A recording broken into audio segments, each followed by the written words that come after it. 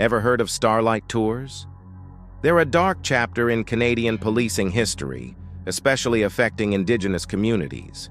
Starlight tours involve police officers picking up Indigenous people, often intoxicated or vulnerable, and driving them out to remote areas, abandoning them in freezing conditions.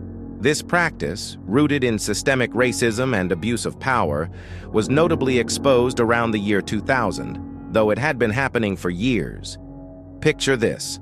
It's a frigid winter night in Saskatoon. You've had a few drinks and are leaving a party when two police officers arrest you.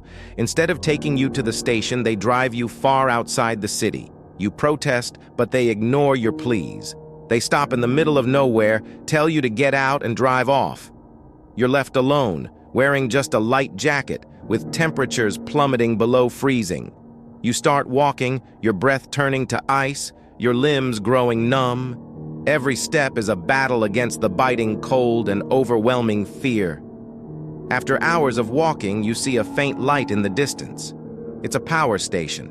You stumble towards it, desperate for warmth and safety. Miraculously, you reach it, and a watchman helps you, calling for aid. This nightmare scenario was a reality for many, including Daryl Knight, who survived such an ordeal in 2000. His testimony exposed the horrific practice of Starlight tours and led to public outcry and legal scrutiny.